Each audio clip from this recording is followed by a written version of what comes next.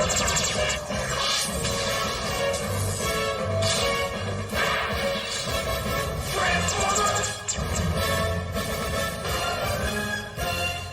now, through the magic of the Cybernet Space Cube, the computer-enhanced podcast of the future, Transformers Slag Podcast.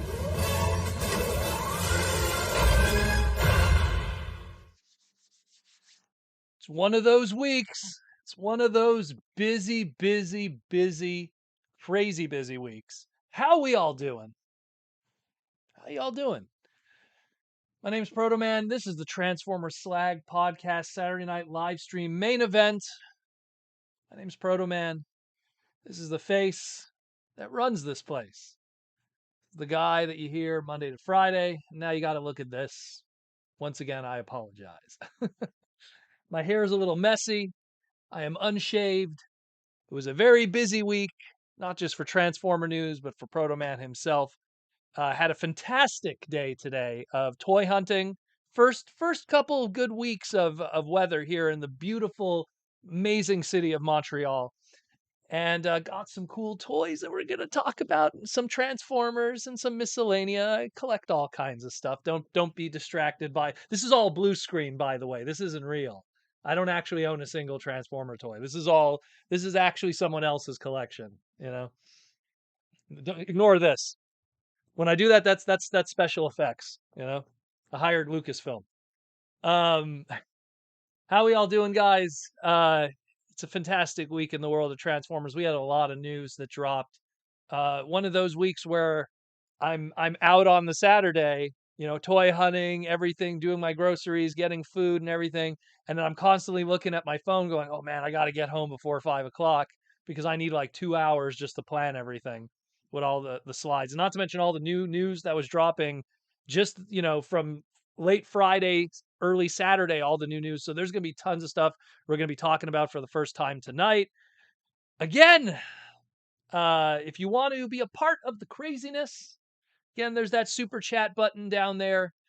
You could join in on the madness. I will read your questions and or comments, good or bad. It don't matter. And we'll just enjoy. And once again, also thank you to all my YouTube members outside of the Patreon people. We also have our YouTube members. Those are the green names with the lovely Autobot and or Decepticon icons next to their names. Tucker, Mikey, and Louie are back.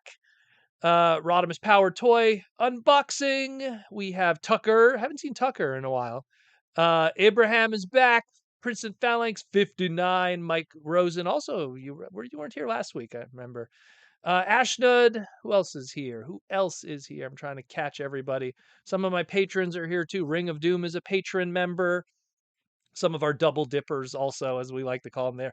They're both YouTube members and Patreon people. Thank you all for coming today. It's going to be quite a busy one tonight, so I hope that you will be entertained, educated, and informed. Like I always say, we'll talk the news. We'll talk about some cool stuff that I found this week. Little picking here and there. I never find like big scores or something, but cool stuff. A little bit of a teaser into what's going to be happening with the convention scene coming this summer in relation to me and product.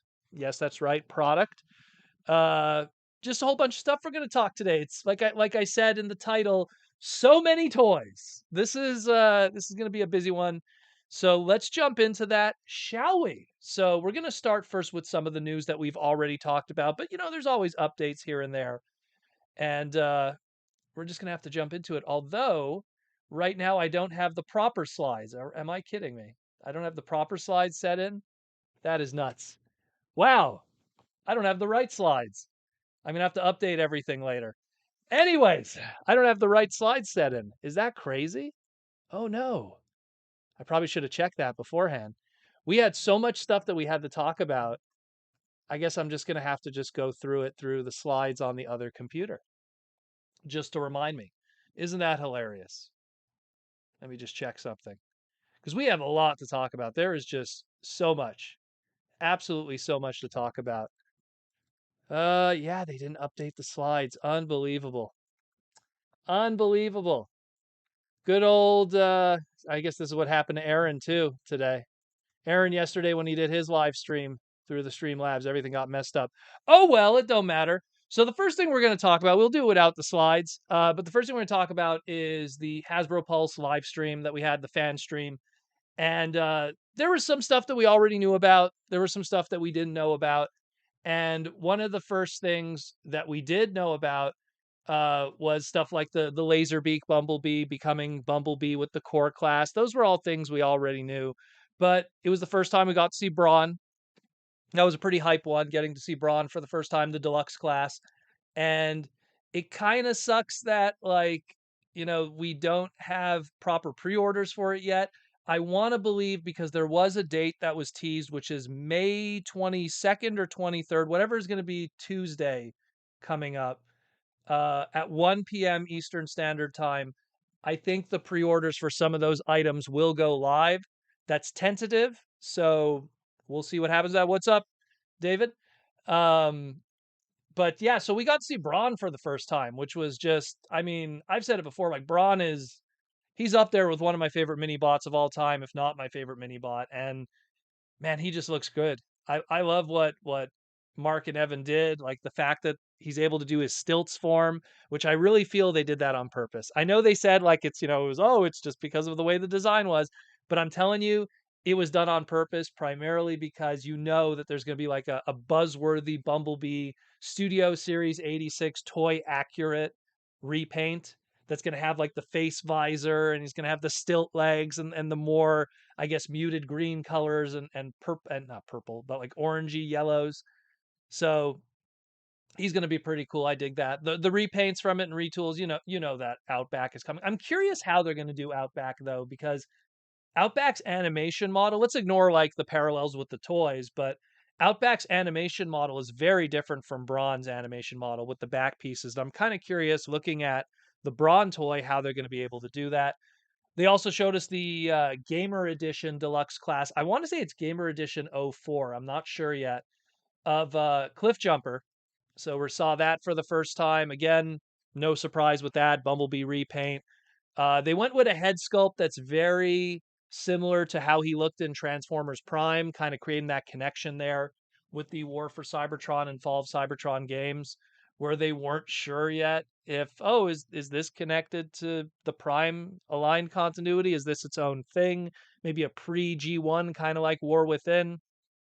So it is what it is. That was a really cool one too. We also got to see the proper images of the Rise of the Beast Rhinox, the studio series. Mark pretty much said, and not Mark, Evan pretty much said, ignore the stock images that have been circulating around. The stock images that were sent to retailers that are on the packaging itself. Those are like early hand painted test shots that do not reflect how the final toy looks like.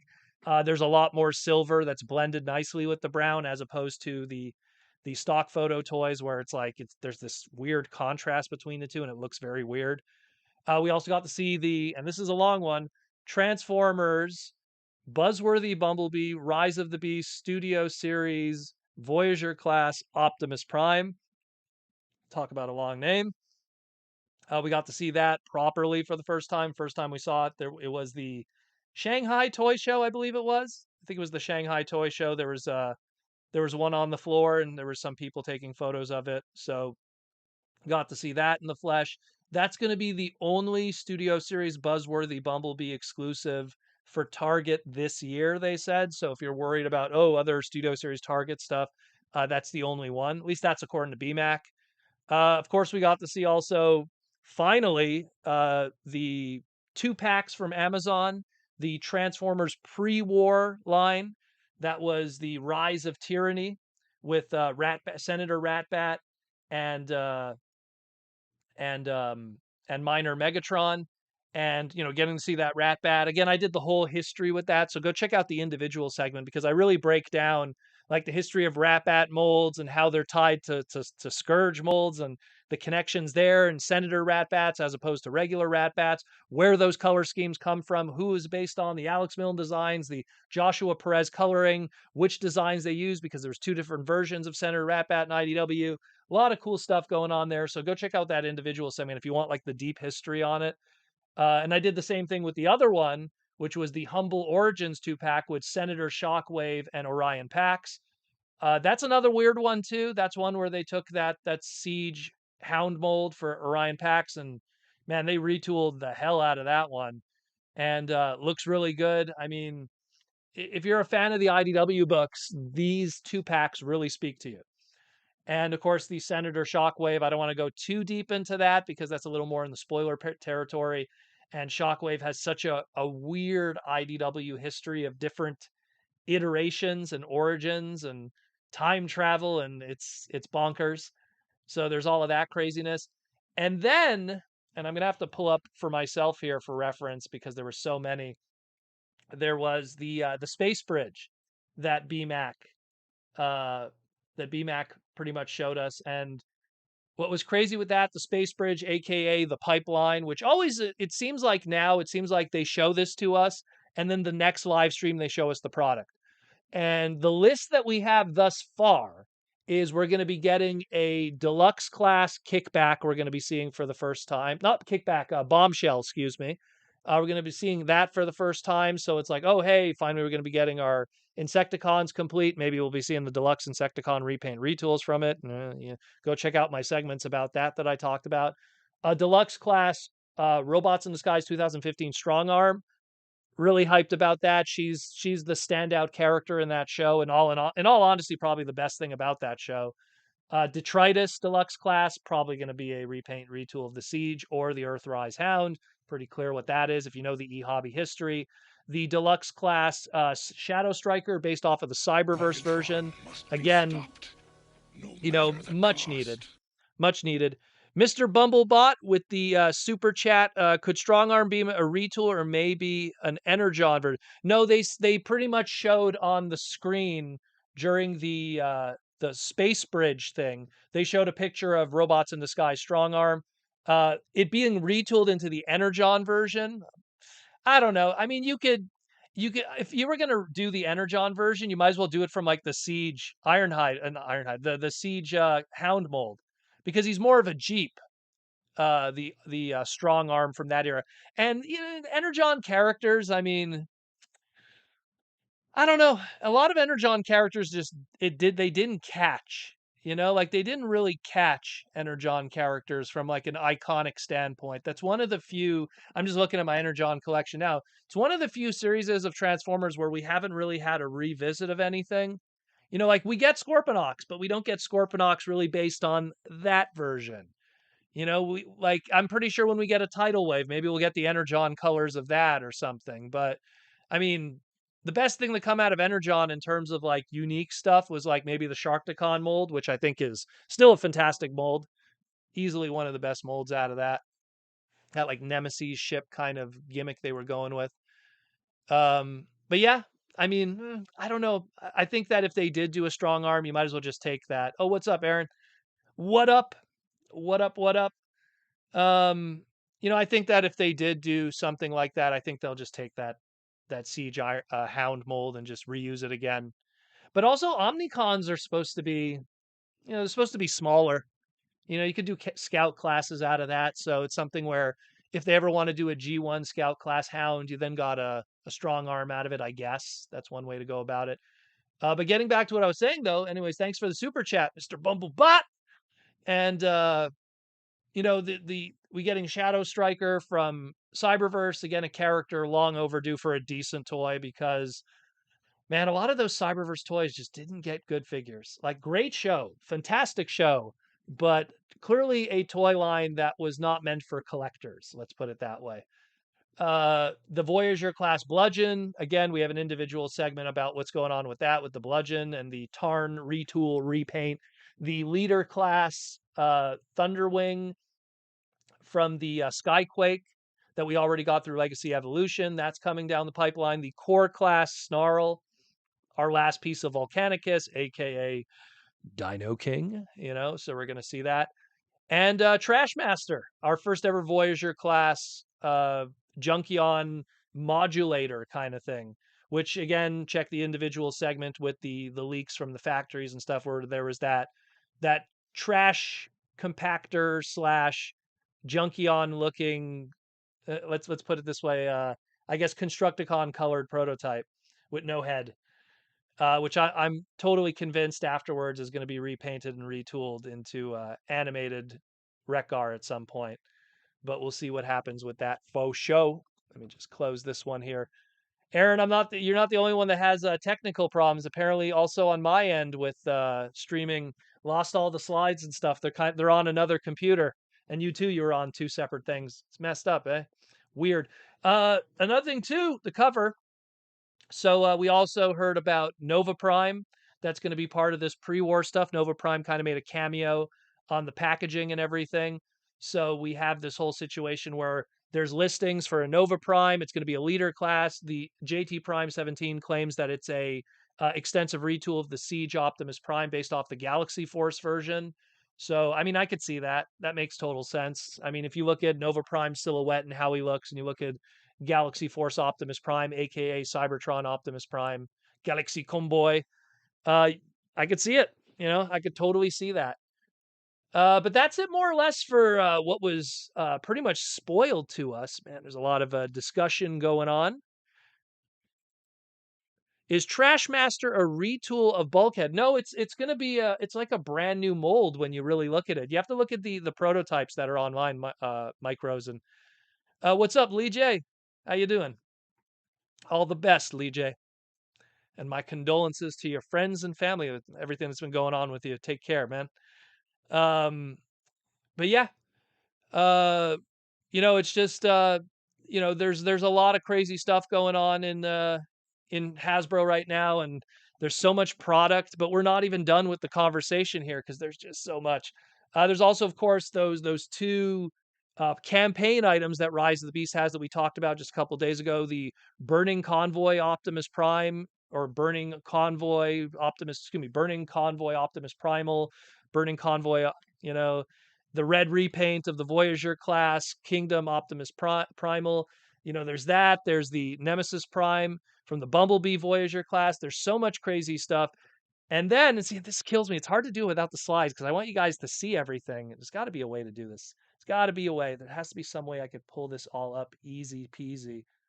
But, because we have so much other stuff that I wanted to talk about, but I don't want to close the stream and then have to reopen it. But it's like we also have the Super 7 Beast Wars stuff because there's all of that. They're going to be doing an Optimus Primal, a Cheetor, Rat Trap, not a Rat Trap, a Dinobot, a Megatron, and a Black Arachnia. Super 7, it's 5 points of articulation. They look good, but it's something where, it's going to be like this, so unless you really like your 1979 Star Wars articulation on Beast Wars toys with minor accessories, I mean, I'm probably still going to pick these up. That's the sad thing.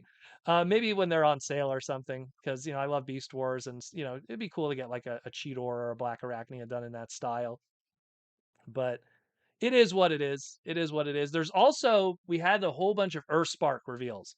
So Earthspark finally, Wave 2 is kind of trickling out. It seems like every single wave is 2 package refreshes and then 2 brand new figures for each price point. So like you'll have something like the let's say, to give an example, like the Warrior class.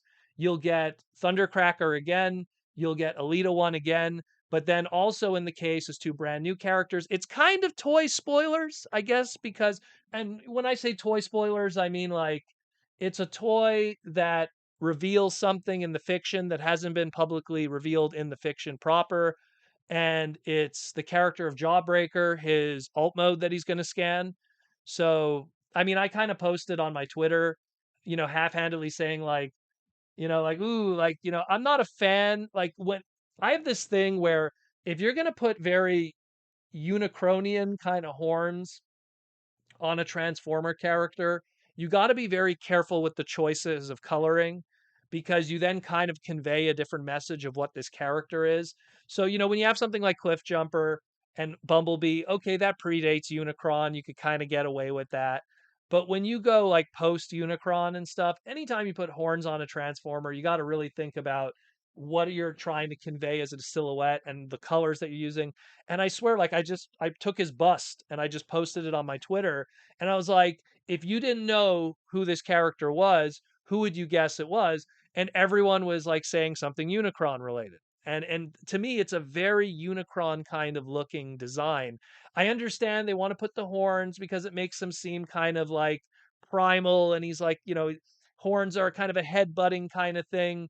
And because he's a dinosaur that, whatever it's called, I'm not a paleontologist, so I'm terrible with the names, but the one with the shell on the head and stuff that was used for like Dinotron and a whole bunch of other Transformer characters throughout the years, some Neo molds. So, I could understand wanting to have that consistency. Here's an alt mode where it's hard head involves all that stuff. Here's a robot mode head that also has horns on it to kind of have that parallel. But it's so, even the way the head sculpt is and stuff, it's very very bizarre that they went with that choice. And again, I using the warrior class, which is the lesser deluxe class, kind of sucks too, because those would have been cool as deluxes, but I understand there's only so many slots they have for deluxes, and I think maybe they don't have anything planned past a wave two, unfortunately. I hate to say it. The steam of the Earthrise bandwagon has been dying down in terms of retail interest. Everyone I talk to who is retail toy managers, and two of my really close friends, one is at a Toys R Us and one is at a Walmart, and they're like, they are not selling well at all, and it is very difficult to move that product. And I'm pretty sure, there's obviously a lead time of 6 months to a year, but I'm pretty sure they're already seeing, ooh, wave one isn't doing very well. And they're just going like, okay, we're going to put out wave two, and maybe we'll get a wave three. I mean, we're lucky at least, the deluxe is finished. You could build your Mandroid, and that's that. But what we will see afterwards at Earthspark, we don't know. I mean, supposedly he's greenlit for a second season, but in a world of streaming and stuff like that, it's hard to figure out ratings numbers. Is Earthspark doing well? Is it's not a matter of you like it or not. Is it doing well? Are people actually watching it? And then if they're watching it, are they buying toys? Which is really what a lot of these shows exist for Hasbro is, let's be real, 30-minute toy commercials. And I think that maybe it's just not getting the audiences where Cyberverse was like 3 seasons and chapters of moving a lot of product. Like Cyberverse, despite my criticisms of the toy line, where we didn't get, again, replica accurate versions of those characters on the screen, as a toy line, it was very successful. A lot of people were buying Cyberverse. Only I feel it maybe at the tail end of it. I call it the green packaging stuff, that Dinobot Adventures kind of subline at the end. That's when it started to like linger a little bit. I know that Green Package RC and Windblade were hitting the clearance bins at one point, but that's like late in the line. Now Cyberverse isn't even on television anymore. So I could kind of understand that. But oh, here it is. Oh man, for me to even pronounce this, Patchy Phalosaurus. Okay, sure. I totally butchered it. I'm gonna say the hard head. Giggity. The hard head dino. Someone needs to write that out phonetically for me. Pachyphalosaurus. Pachyphalosaurus? I don't know. I've never been a big dino person. I was like Brontosaurus, yay, Brachiosaurus, Velociraptor, Velociraptor. I was saying Velociraptor forever because velo in French is bicycle, and so it's like bicycle. So I'm picturing like a Velociraptor on a bicycle. Anyway, that's crazy me. Anyway, but so yeah, we also got our here we go, Pachycephalosaurus. Sure, there. And now everyone's writing it now. I apologize for derailing everything for that. So also we have the deluxe classes. We got to see we got to see the packaging for the Grimlock. We already got to see the robot modes and stuff. And we got our first look, at least, and unfortunately for me, I'm kind of like, it's not the part we got to see at least the packaging and the robot mode kind of in packaging of Nightshade. I want to see that alt mode because I'm curious how they're going to twist and turn that into an owl.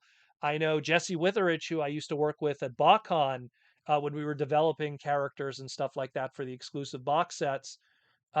He's looking at it and going like, ooh, that's Prowl Transmetal too. Like he's, already his BotCon brain, if let's say BotCon was still around, like in its original capacity of taking, you know, retail product and turning it into box set product. Like I could already see them looking at Nightshade and going, "Ooh, we can make Prowl 2 out of that," because they were both turned into owls. So, but so that's out there too. Hopefully, we'll get some better images in the near future. I mean, if the stock images are out there, that means any day now we could get probably decent images of that too. We also have some Funko Pops that were revealed. The Rise of the Beast Funko Pops. This, I'm gonna say this right now, and this is me who loves, Beast Wars and everything. If there's any like last time Transformers did Funko Pops based off of their movie franchise, they did it off of Age of Extinction. They sold terribly. They did not sell well at all. I don't know if people are going to want Funko Pops of movie designs. I'm not saying the movie's bad. I'm just saying, are they going to want Funko Pops of those designs? Are they going to want a Funko Pop of Gorilla Optimus Primal? Which, by the way, people have been telling me the Gorilla Optimus Primal Funko Pop, apparently, you can look this up, was a resculpt. They lazily resculpt the Godzilla versus Kong Funko Pop of like Kong, like this, like not Mecha Kong, just regular Kong, and they resculpted it into Optimus Primal. So you can look that up. I had a slide, but well, we're kind of screwed today with the slides. We're gonna have the slides at least for the advertising, for the sponsors and everything, but we're not gonna have the slides for I mean, those are still here. All the slides from last week are still here, guys. Hey, look at this. This is all from last week, so I'm gonna have to fix all of that. Streamlabs every time. Anyways, but so yeah, they're gonna be doing Mirage, Optimus Primal, Scourge, Optimus Prime, Bumblebee, RC, and Rhinox. Rhinox and Optimus Primal are gonna be in their alt modes, so they're Gorilla and Rhino mold.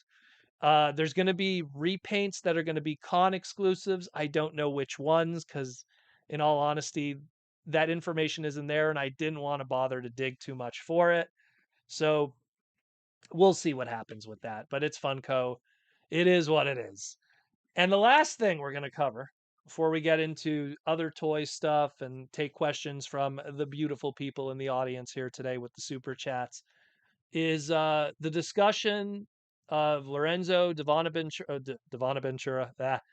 Lorenzo Devanaventura, and his comment recently that we're going to be getting a potential Transformers versus G.I. Joe crossover movie, which is in development right now as we speak. So it's interesting. Next month, we're going to have Rise of the Beasts. Next year, around July, if I remember correctly, or June, we're going to have Transformers 1, the animated movie, animated prequel, pre Cybertron War movie. And then 2025, they're aiming for a G.I. Joe Transformers crossover movie. That's a lot. Boom, boom, boom every year. I understand like we live in a world today where, you have a new Marvel movie every year now and stuff, but it's like, it's interesting that they're trying to build the Hasbro universe that they talked about so many times. Even Aaron talked about it in some of his panels that he's done, and he's everything. It seems they really want to visit, that universe. What's up, Larry? Um, and it's crazy. It's crazy, like because to me, and again, that's why I'm wearing Snake Eyes today from Symbiote Studios, because I love GI Joe. But I'm an 80s kid who grew up on G.I. Joe. I have very fond memories of going to the beach with one of my buddies from grade school and him bringing all his big G.I. Joe vehicles. He had what was that big hovercraft one? The Warthog, I think it was called. It was huge. Remember bringing that, a whole bunch of them. And we went to the beach and we just played with the G.I. Joe action figures in the sand. It was just like the greatest time ever. I didn't have a lot of GI Joe toys as a kid. I had Bazooka. I had that Arctic vehicle with the big thing, with the big spiky wheels and everything. Joseph Ritter, what's up with the super chat? Joseph Ritter, hey Proto, do you think the movie bots make worse product designs than animated versions? Any news on AMC Popcorn Bucket? I'm going to the preview night. So am I. I'm going to the preview night for Cineplex. They gave me tickets to the preview night for the 7th or the 6th of June. I have to check what they gave me. To answer your question, I feel classic designs always sell better. When Hasbro sends out licensing information when people want to do licensing of their products. That's why they invented that evergreen designs, because the evergreen designs are very like, wish I had some of it close by to grab. Busy book. Yeah, here, let's do the busy book one here. So like, the evergreen designs, these are the was it fee dial? They do those books there where you get like a whole bunch of figures and stuff. They do it of like every brand ever. And they do it of the evergreen designs. That's just, it's a G1 kind of looking Megatron. It's a, G1 kind of looking Soundwave, a G1 looking kind of Starscream. Like they do a whole bunch of those. I think I have the other one here too. Let me just, you guys get to look at my crotch for a moment, so enjoy it while you can. Like here's another one. This was the one that came with the buttons. I bought this one for obvious reasons. My boy was in that one. But they do like an evergreen design. These books here. So because that's when they license out, they just go, that's what people associate with, like that's what people like, that's what people want to engage with. Where something like Rise of the Beast, yeah, it might be super popular and become iconic and everything, but there's also that fear that it might be just this blip in time. It's going to come out, it's going to be hot, it's going to be the thing in retail, in product, in licensing for like 2 weeks, 3 weeks, and then people will move on, especially especially if it doesn't do well.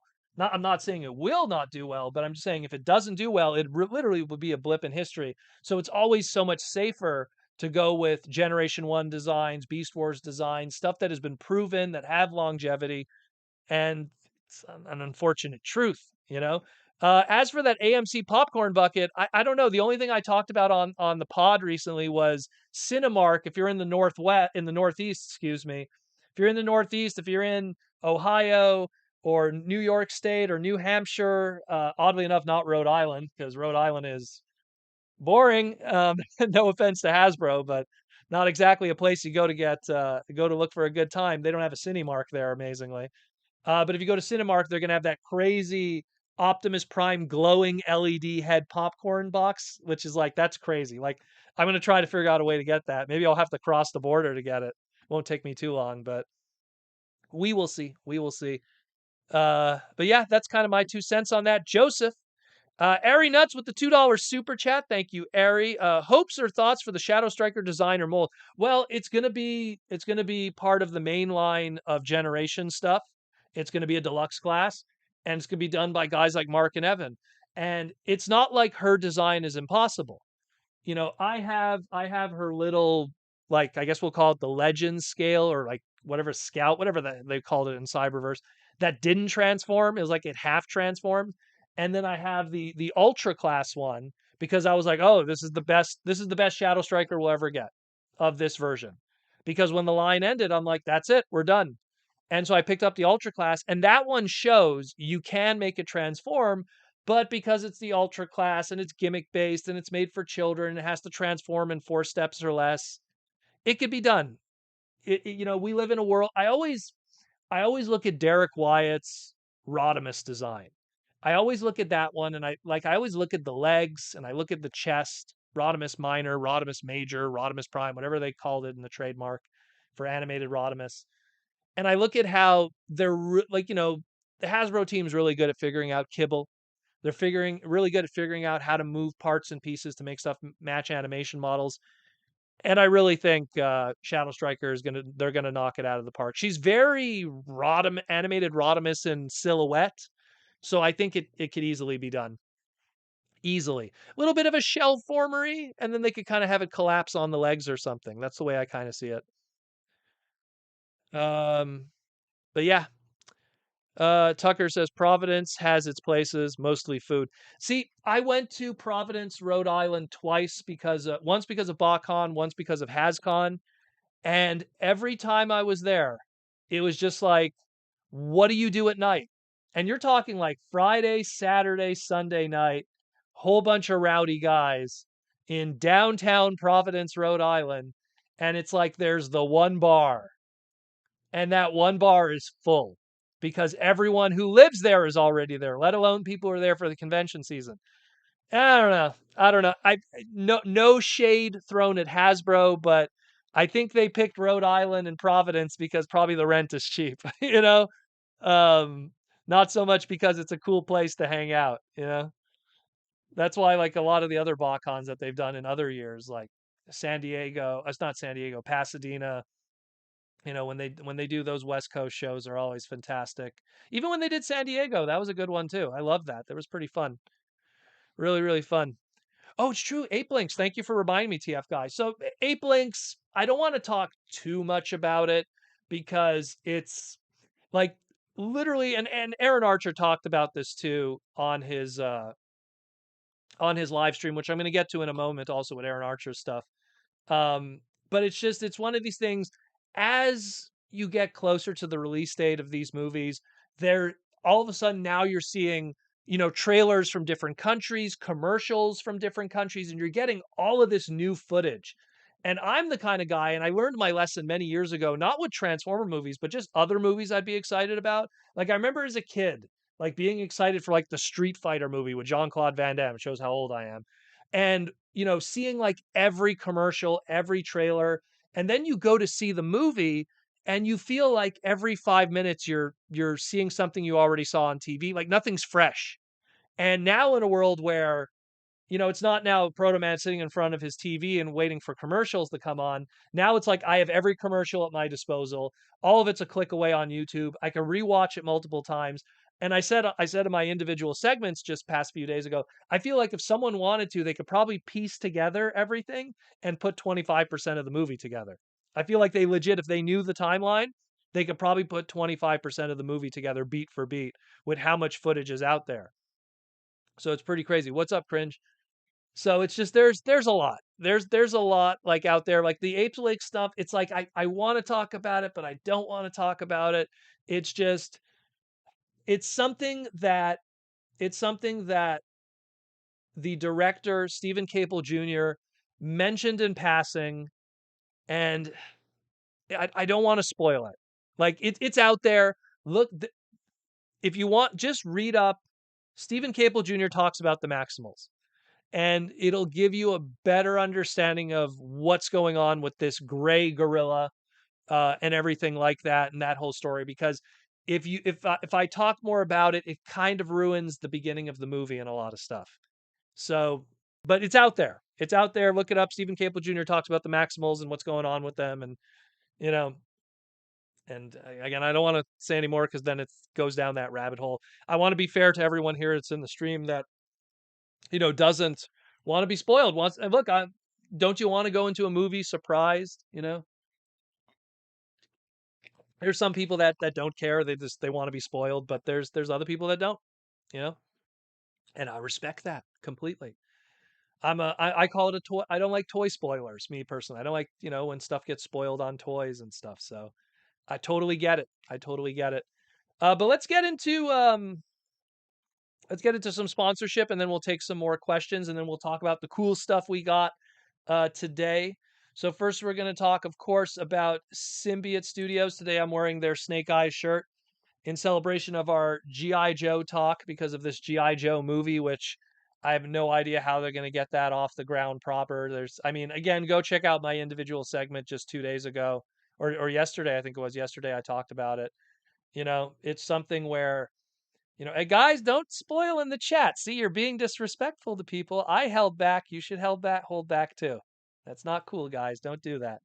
You know, there's people here that want to, they want to go in it fresh, and I don't blame them. The movie going experience is an experience in itself. Being in that theater and just, it's when you watch stuff at home, there's the distraction of the phone, there's the distraction of people that live with you. The lights are on, someone might be doing dishes in the other room or laundry or whatever. When you go to a theater, it's like lockdown. It's like the room is dark, you're not really talking to anyone. The phones are off, you're just boom, horse blinders straight forward. And that's a movie going experience. And you want to, when you're really doing that hyper focus, you kind of want to be surprised. You want to be smiling. You want to be, have all kinds of fun stuff. The last time I had a great experience at a movie, in my opinion, was probably the Super Mario Brother movie or the first Infinity War movie, the first one, not Endgame. Endgame was great too, but the first one specifically, so I like having those experiences. It's fun stuff, especially when you go with friends afterwards. And oh my god, it was amazing. Ethan Hill with the super chat for 550. Thank you, Ethan Hill. What are you doing? You need to scour the entire internet for the design of Snarl, the last core class Dinobot. Yeah, well, Ethan, let's be real. Let's be real. It probably is a Stegosaurus. It probably has red on it. Maybe some gold/yellow for like a tail kind of thing. Probably has a little bit of gold. And I'm telling you, you heard it only from me. I think it's the foot. I think it's the foot. And I mean, no surprise. I think the combiner name is Volcanicus. But you didn't hear it from me. Didn't hear it from me. Red, gold, maybe a little bit of yellow, maybe some gray. Rock out. I'm not gonna. When it pops up, it pops up. I love what they're doing with the combiner Dinobots, but let's just say there's not many surprises with those designs outside, of course, of Scar. That was the big reveal in my opinion. Who's going to be that sixth member? That was like the big thing for me more than anything, Ethan. But thank you for the super chat, my friend. Cringe McCringo, Protoman, what are you getting? When are we getting another Toy Armada segment? I'm curious on what you guys are going to talk about later on. I'll get into that actually in a moment. I'll talk about it with when we get into the Aaron Archer part here, because we do have something planned. It is Transformer related, and hopefully we could get it recorded this week, and then I could get it out before the end of the month for sure. Get some good stuff going. But yeah, so again, Symbiote Studios, plush pins, t-shirts, they're my boys, sponsoring the podcast for, geez, how long has it been? A year now, 2 years now? Good amount of time, but the plush, the pins, the t-shirts, the official Transformer plush pins and t-shirts. None of that knockoff stuff that you see at conventions that costs like $60 for something half the size and half the quality. This is the real deal. This is Symbiote Studios. They're the best, better than all the rest. You get the awesome pins. I love their pins too. I'm not rocking a pin right now because I figured, I'd wear the Snake Eyes one, but I don't want to put it on this nice thing.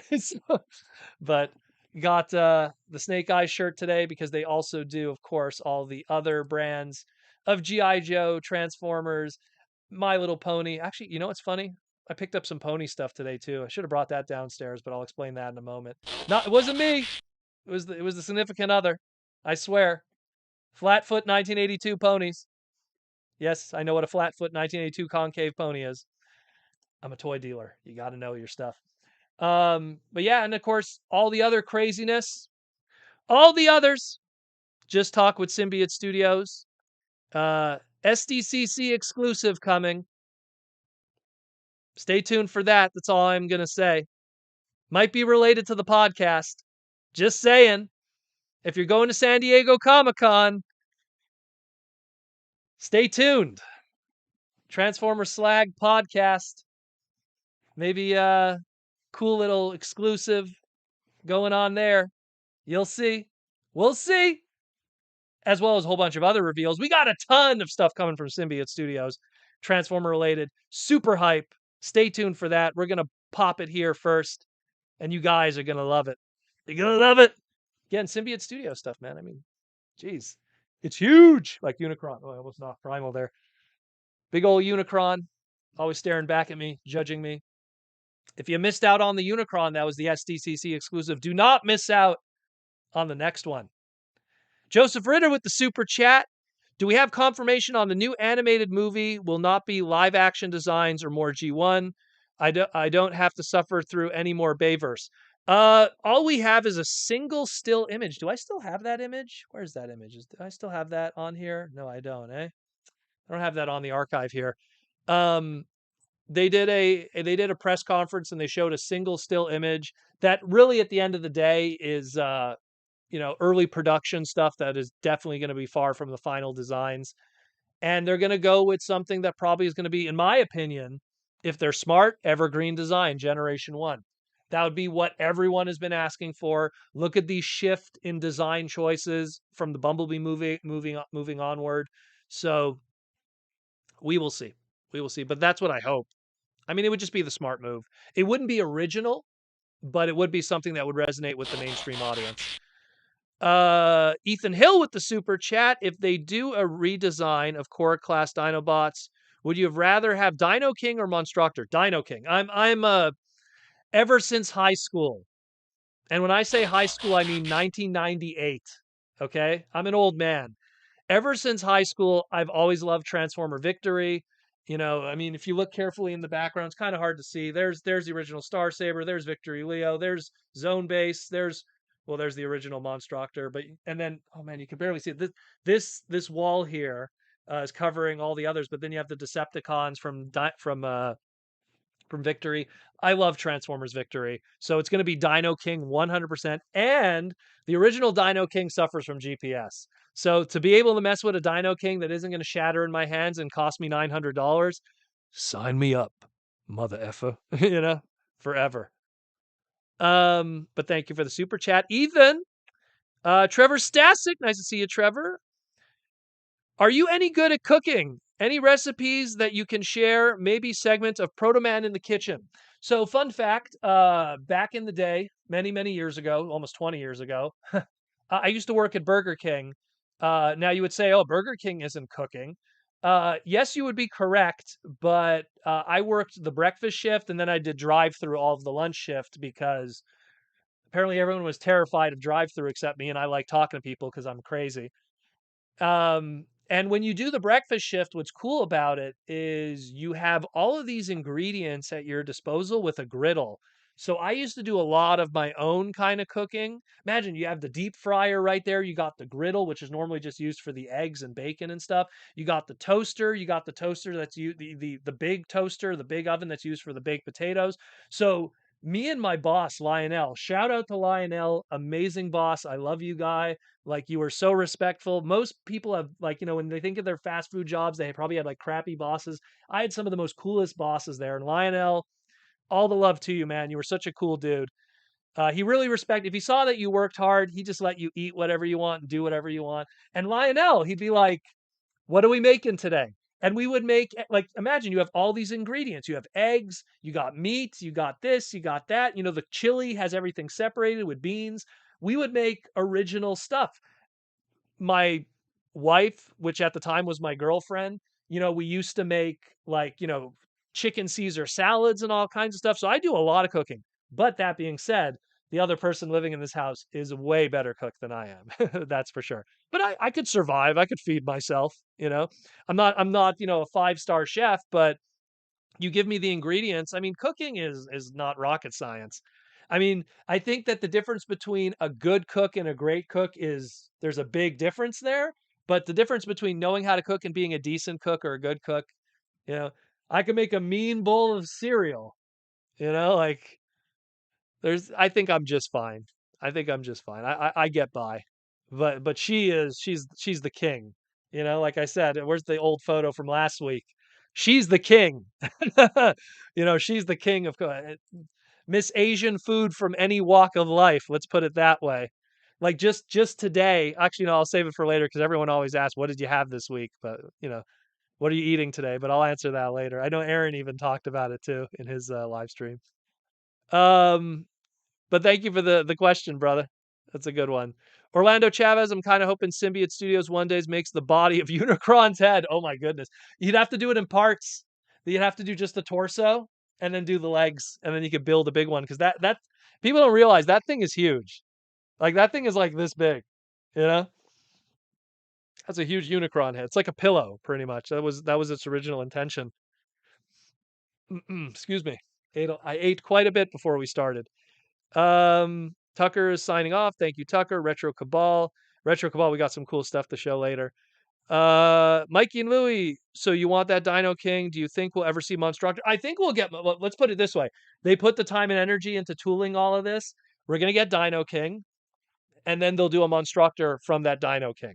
Because you can't really get Monstructor directly from Volcanicus, But if you do the retooling to Volcanicus to make a Monstructor Dino King, then you can. So I think that's how it's gonna like how those are gonna fall. Has your wife ever cooked Filipino food? See, here's the thing. So one of my coworkers at BMW, Jomar Filipino, um, every time I ask him about Filipino food, he always talks crap about it. Maybe because he's sick of it. Every time we go out to eat, shout out to Jomar, he always wants to go for Vietnamese. He loves pho. He loves chep mao. He loves banh mi. Like he's so into like Vietnamese food. Also because we have a really good one near our garage. That I never really got to enjoy Filipino food. Never really got to enjoy it.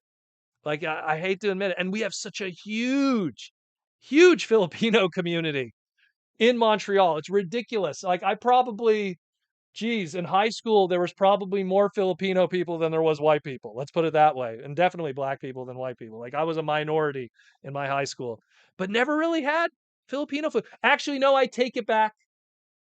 I had longanisas. And those are amazing. Those are really good. Had longanisas. I did have that Filipino food. And my wife has cooked that, and those are amazing. Those are really good. But that's like, I don't know. I guess it's Filipino food, but it's like it's not like a complex dish. It's more just like one unit, one ingredient of it, I guess, you know? But I mean, she loves making Japanese stuff. Like she's on a Korean kick right now.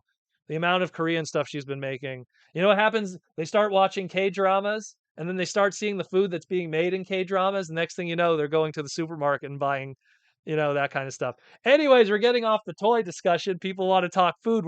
We still got an hour left. Usually the food talk is in like the last 20 minutes. People are hungry already. What time is it? It's almost 9 o'clock. But yeah, so we'll just come again. I was in the middle of the sponsors. I got to give shout outs. It's funny. So Hasbro was talking about the chairs, like they were showing off their chairs for the UK and Europe and stuff. And I'm like, bro, yo, Anda Seats has been rocking it. Like, look how much nicer that Autobot logo is. And I mean, come on. No offense to BMAC and Evan, but Anda seats are the best seats. And you get, again, this is my lower lumbar support. You get that custom that's you can stick on magnetic, you know? Like no offense to whatever brand they were pimping, but it's not an Anda seat. And it's not just because they're a sponsor, it's because they were nice enough to send me something and it's so good for my spine. As a tall guy, this is pleasure, you know? So just saying, share your poutine recipe. So I used to make the poutine at Burger King. The best poutine in Montreal is actually a place called DeCarry Hot Dogs. Write that down. DeCarry Hot Dogs. Best poutine in Montreal, in my opinion. People always tell you otherwise, but in my opinion, of all my years living there as a French guy, I always feel that's the best poutine. Um, I find that because they use real chicken fat gravy. They use real cut French fries with the skin of the potato still on there. They double fry it. They use real cheese curds that are nice and squeaky. You put that chicken fat. You are making me hungry right now, and I haven't had a poutine in like a week now or 2 weeks. So I mean, the thing that sucks about poutine is you can't bring it to somebody. So many times, like I want to bring proper poutine to TFCon, like TFCon Toronto, because Toronto, I'm sorry, Toronto is not where poutine belongs. Toronto, like poutine is not a Canadian thing. Poutine is a Montreal, Quebec thing. You know? Oh, hungry stuff. What's up, Roman? JR Mina's here too. Everybody's here. Everyone's popping in. Everyone's popping in today. But so yeah, and the seats, man, gotta plug them because they're the goodness. They're the goodness. You get the Bumblebee, you get the Megatron, you get the the Optimus, and of course you got the logos on the back. You got the lower lumbar support. You got the magnetic class customization. Promo code Protoman. Promo code Protoman. You get 15% off. It's good stuff. Good stuff. And of course, finally I get to say it. Toy Armada. So the next Toy Armada, I don't want to spoil, but it's a part of Transformer history that we've been talking with some of the original designers of, the original creators, and we're going to talk about the history that never has been talked about before publicly of this line. This is something that has always been a goal of Toy Armada, especially is, and Aaron said it in his segment. If you go check it out, and I'll talk about Aaron's segment that he did yesterday, which was really good, very good segment. Um, the point of Toy Armada is, look, a lot of these designers, a lot of these creators, the people that made these toys that we grew up on, some of them are 60, some of them are 70, some of them are 80, and some of them are just not healthy because of the environment, working on these toys. There's all kinds of factors. And when those guys leave us, they die with those stories. They die with those secrets. They die with that kind of stuff. And we want to be able to capture those stories and have them there so you guys can know, how were these toys created? What was the mentality with them? Why choose these colors? Why go with those names? What was the sell-in process? So we have a really good one coming up. Um, and there's other stuff afterwards planned too. Like there's like, I mean, there's a Beyblade one that I would be really excited to talk about too, but that's not the next one. But there's a Beyblade one that we've been talking about because, again, Aaron and Steve Bono and the people who worked on all that stuff and everything. There's so much going on in the toy world, and these designers, they're shy guys, I guess. Like Aaron said, some of them are shy, some of them don't want to, they're not used to like being on a podcast or being on a public forum. And so then you need like a wacky guy like me with a lot of energy and knowledge, and ask the right questions, and get people to open up a little bit, and we could get those stories told, and you could learn about all of that, and all those things that you grew up with, stuff that I grew up with, it's surreal for me as a fan. You guys look at me and you're fans of my stuff, but I'm a fan of the stuff they do. And I'm in awe of that stuff, holding like, old Beast Wars toys or old G2 toys, and talking with the people who, decided those weird colors on, G2 Inferno or something. Like it's crazy, but I love it. Super chat from Retro Cabal, aka David J.R. Mina, said, "What you're eating?" I'll say retro. What retro cartoon are you binging? So for what I'm eating tonight is going to be Vietnamese style egg rolls with rice noodle to kind of neutralize the oil of those egg rolls, with deep fried wontons, which is it doesn't sound amazing, but it is amazing. Deep fried wontons. It's all oil tonight, a lot of oil tonight, but in moderation. It's fine. Just don't have it every day. So a lot of that tonight. I'm going to be having. I also bought a whole bunch of banana milk. I'm a huge fan of banana milk. It's ridiculously expensive. It's Korean stuff. Again, someone's on a Korean kick right now, and so I'm on the banana milk kick. So I'm going to be having that tonight too. As for what retro cartoons I'm binging, funny story. Last week I was binging Stone Protectors, which is a super obscure 90s cartoon that lasted 13 episodes and then went under. They did a Kickstarter, no joke. They did a Kickstarter for Stone Protectors, I want to say 2 months ago, 3 months ago, to make a DVD box set and to revive a digital archive of like the episodes, because at the time prior to this Kickstarter, the only way you could see Stone Protector episodes were the VHSs, and they only had like 6 of the 13 episodes, and those other like chunk of episodes, the other 7 were like lost media. Like if you didn't record it off of television during its airing, that was it. And let's be real, aside from this crazy guy who likes weird 90s toys, who was caring about Stone Protectors back in like, what was it, 93, 94? So that kind, yeah, they're stone protectors, their stones of power glow. I love Cornelius. He's my boy. Cornelius and the guy who Ian Corlett voiced. I liked him too. Angus is good also. That's Scott McNeil. Scott McNeil. It's all the voice actors are all. It's all Beast Wars guys. It's all Beast Wars guys. So that's what I love about that show. You hear Optimus Primal there with Gary Chalk. It's such a great crew. I think the only person that's missing there, you're missing Venus. Venus isn't there because I think they got what's her name, who played Dot, to play Princess Opal. But anyways, I'm going off on a tangent. But So I've been watching Stone Protectors, and I've been revisiting some of the Marvel 90s cartoons. Every so often, I'll just be like, I'll be like sitting in bed after work or something, and I'll just open up YouTube, and there's always somebody that uploads, like, oh, someone just uploaded all of season one of X-Men. And it's going to be there for like a month before they take it down and realize it's there, but it's there. So sometimes I'll just be like, oh, I'm just going to watch, Deadly Reunion when Wolverine fought Sabretooth.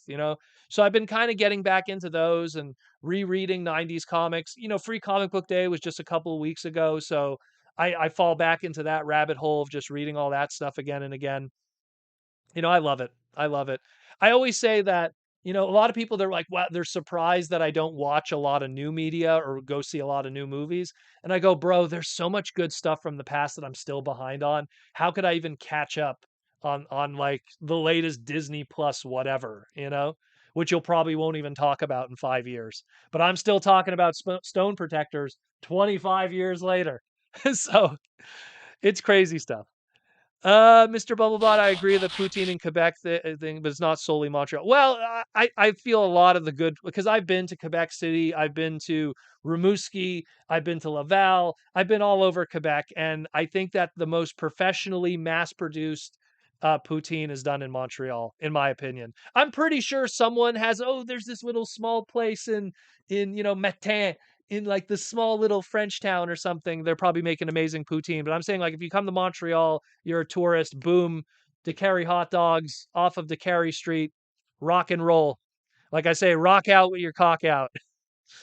Um, Paul with the $2 super chat, Retro Cabal is at a wedding and super chatting. Are you serious? David, are you super chatting at a wedding right now instead of throwing rice at someone? I'd rather be at the Transformers Slag party with you all. Oh man, you guys are crazy. You guys, I had someone that was like they were watching the live stream at work and they had me on like mute and they would just like turn it off every so often when his boss wasn't around. I think he was working in retail. You guys are crazy. Mayoral Fabrication with the $5 super chat was wondering, is ever existed a Unicronian race, a race born in Unicron or civilized living in full-time Unicron as a place, not a person? You know what? When I wrote Tarantulas's bio for BotCon, which year I did it? BotCon 2016. It all blurs together at this point. When I wrote Tarantulas's bio, uh, when you submit the bios to be approved and everything, because they don't just let you write whatever, and then they'll be like, okay, sure thing. Tarantulas is a My Little Pony. It's like, so I wrote in Tarantulas's bio that he was Unicronian. Word for word, that's what I wrote, and I based it off of certain lines that he said in the cartoon.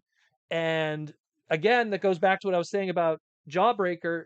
His transmetal form had these two little horns that he all of a sudden got. The transmetal quantum surge wave transforms him, and all of a sudden he has his two little Unicronian horns. And I always associated him as outside of Maximals, Predacons, Autobots, Decepticons, and wrote that in his bio. I do believe that just like how Primus could create Transformers from scratch, I believe Unicron can. I believe that's what the Blentrons are from Beast Wars Neo. If you haven't already watched that, that's out there to download and watch subtitled.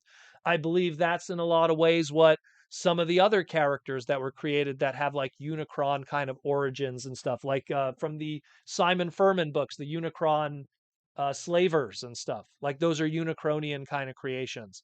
So I do believe that there is a race of Unicronian characters that are separate.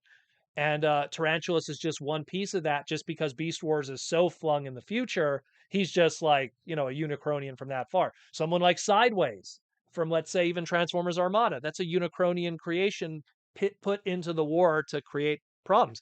And of course, let's not forget the Minicons. Yeah, we don't call them Unicronian. They're Microns in the Japanese continuity, which is play on Unicron, Micron, but they're Unicronian when you really think about it. No one really calls, Autobots Decepticons Cybertronian, but they are. Joseph Ritter, does it bother you that American politics and ideas are bleeding over into Hasbro brands? Sorry for the awkward question. You know what? Like the thing is when it comes to politics and stuff, and I've said this all the time, as a Canadian, we have a very different kind of look when it comes to politics and stuff. I know there's a huge culture war going on and stuff like that, but I will say this. I will say this as a Canadian, and I'll try to be as polite as possible as a Canadian. They're all playing you, all of you. They're making you fight each other. And there's an old line, and I don't want to quote who, but it was someone that I'm friends with that is ridiculously rich, ridiculously rich, ridiculously rich, millionaire, ridiculously rich. I don't want to, if you probably know me very well, you could probably figure out who that person is. And he always said it the best: keep them poor, keep them uneducated, keep them stupid, but most importantly, keep them fighting amongst themselves. And they'll never realize what's really going on. And as a Canadian, we kick back and we watch what's going on with our brothers downstairs and we go, guys, please, you know, guys, please. At the end of the day, yeah, I have certain opinions of that. I always look at it more from a business standpoint. And if you're going to put politics into something, it better sell. That's what I say. Look, if you're going to put politics into X-Men, if you're going to put politics in which there was politics in X-Men, let's be real, all the way back to 1960, 63. If you're going to put it in there, you better have the numbers, right? If you're going to do something drastic and it doesn't sell and it hurts the brand, that's the way I see it. So you're allowed to do whatever you want creatively, but it better work. That's the thing that matters at the end of the day. But when you have a company that puts politics and it doesn't work and then they double down, that's a stupid company. That's a really stupid company. And that then falls into what I was just saying before. Get them to fight amongst themselves. And then they won't pay attention to what's really going on, you know? So that's just my small piece of that. Trying not to be too rude. But I mean, geez, man, like it's some of the stupid stuff. People always ask me, how come you don't follow anybody on Twitter? How come you don't follow anybody on Instagram? Well, Proto Man has like thousands of followers. He's following 15 people, where every other big, Twitter person is following over 100, 200, 300. How come on Instagram you're following 9 people? You have thousands of followers. Because I don't care. I don't want to look at someone ranting. Already my Facebook, which I have to see what they're saying because when you friend somebody, you got to read about how they're angry about this and that. I pity people that they make this their lives, And this is coming from a guy that this is my life, you know? And I pity them what did I crush there? Did I crush Galvatron? I pity them that's their life, that every day of their life they're angry. That every day they're like, look what this guy did. Ugh, look at the hat that guy's wearing. Look at that red hat. That red hat offends me. Oh, look at this guy here. He believes in those guys. Just shut. All of you be quiet. All of you be quiet. Go take a chill pill. Have a Snickers bar. It'll be a while. Have a Snickers bar. Like me, I don't care about that. In all honesty, I will never forget BotCon 2014, taking the shuttle, going back to my airplane. I sit down in the shuttle, and the shuttle, what it does is it stops at every hotel along the way before it gets back to the airport. And I remember sitting in my shuttle, and a young man, older individual, but a young man, older than me, comes down, sits next to me. Probably a Southern fellow, judging by his accent. And he knew who I was with my doofy face. And he's like, Proto Man, you're American, you're Canadian, aren't you? I have a question for you. What's your opinion on gun control? Because he knew I was Canadian. And I was just like, look, my life is poutine, hockey, and action figures. I don't live in fear every day of my life that I need to have a gun. Probably, someone could kick down my door right now with a gun and start shooting, but I don't live in a country where that's a problem. You know what I mean? I understand American heritage, American history, and why the gun exists. When it's the Wild West of that era, you need to have a gun to survive. Canada's a much younger country, has a different origin, a different story, and a different political system. So I don't want to go too deep into it, but that's the long short answer for it. And I hope people maybe learn something about it. And I always suggest come live in Canada. It might be a little cold, but it's an awesome place. I love it. The only problem is you might not get all the toys right away. And shipping might be kind of crappy. Missed so many questions. I apologize, guys. But thank you, Joseph. T-Formers 2002. I've watched the old Spider-Man cartoons, the Fox ones, amazing, and just finished Spider-Man Unlimited, the unofficial sequel series to it, which is with there's a bunch of Beast Wars guys, totally. Also, plot coincidence with Guardians of the Galaxy 3. I haven't seen Guardians of the Galaxy 3 yet, so I don't know that. But yeah, love that original cartoon. I love that both the X-Men and Spider-Man Fox ones were really making a concentrated effort to adapt and retell those old stories. You know, the Todd McFarlane stuff, the old, like, let's say Chris Claremont, and then going into even the early stuff with Jack Kirby, kind of like reimagined. Episode 3 of X-Men, where the X-Men meet Magneto, is kind of that Jack Kirby Stan Lee first encounter from 63, number 1 63.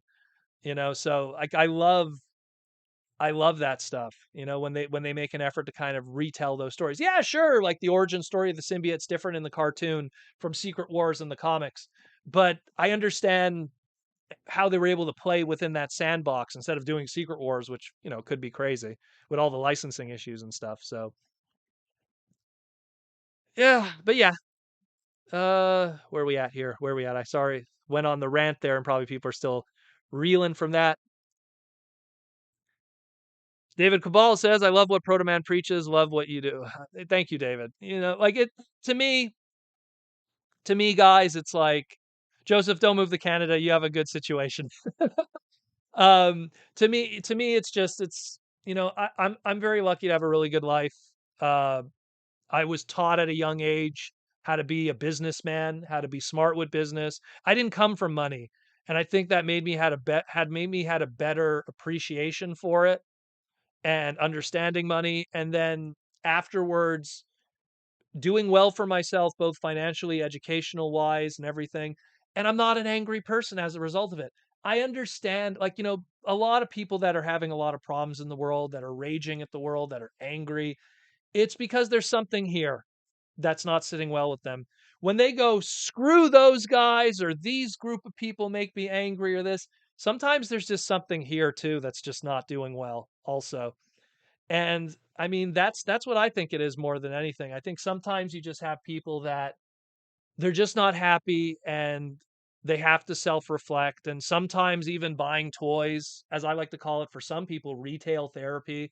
You know, they buy that figure, and well, actually it's not a figure, it's something Mikey and Louie made for me, but you know, they buy that figure and it makes them feel good about themselves for that good 20 minutes or so, but you know, then they get back on the internet and they start raging about something else. But you know, I just try to be happy. You know, like I always say, and I say this all the time at the end of my pod, but I always say it like, the world is filled with so much cool stuff. You have no idea how much cool stuff there is in this world. As someone who has traveled, who's been around all these different places, met all these different cultures, got to learn. You know, I'm someone who speaks many languages, so you know, and went to multicultural schools, got to be friends with all kinds of different people. You know, it's something where, you know, to be angry in the bubble that is your life right now, you think it's gonna get better? You think that bubble's gonna pop and you're gonna be free? Nah, if anything, you're just gonna lose more air in that bubble. You know, so I don't know. There's not much advice I could give more beyond that for people. Just try to find a better focus in life, you know? And hell, if Transformer toys aren't making you happy, maybe you got to do something else then, you know? But let's talk about cool toys, because I didn't get to, but I still want to talk about Aaron's stuff. I didn't even get to. Man, we're just going everywhere today. So Toy Armada, again, we're gonna be doing a new segment soon, so stay tuned with that. Again, also, guys, if you have not picked up Aaron's book yet, what are we like? We're like a month away from TFCon at this point, maybe even less. Yeah, about, you know, more or less. And like that book's gonna be retired, and then the new book's gonna be out. If you have not picked up the first volume of Toy Armada. Excuse me, Aaron Archer's Art of Transforming Robots, Volume 1. It's on archermonster.com/shop. Go pick it up because when it's gone, it's gone. And then people are going to be freaking out. And then it's going to be scalped in the secondary market. And then someone's going to be selling it on Amazon or someone's going to be selling it on YouTube for like $80. Pick it up while you can because when Volume 2 comes out, that's going to be it, folks. That's all, folks. So go check that out again, archermonster.com/shop. Also check out the Toy Armada channel. Aaron recently did a live stream yesterday where it was kind of an homage a little bit to one of his mentors, Mark Boudreau, who, like, if you don't know what he did, trust me, you probably touched a toy that he worked on. He was at Hasbro and Kenner for 43 years. Star Wars, Gargoyles, Superpowers, all the Kenner stuff.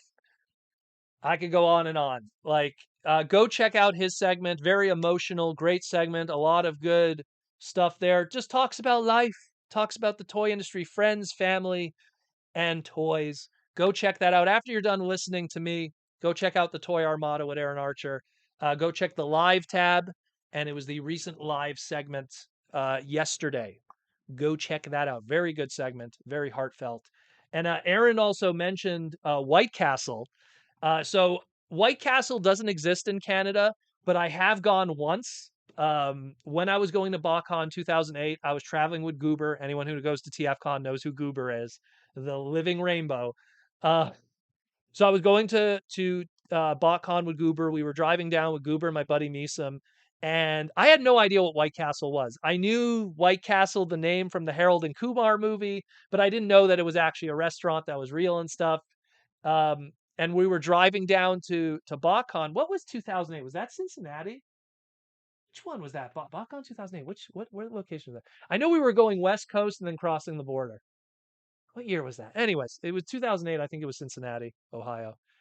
Anyhow, so we were going to BotCon and we were passing a White Castle, and then Goober lost himself. He was like, "Oh my god, it's a White Castle! Oh my god, we gotta go! We gotta go!" And then Misa, who was just driving, was just like, we'll maybe come back. We'll come on the way back." And Goober's like grabbing his shoulder while he's driving. He's like, "No, we gotta go now. We might not get another chance. We might."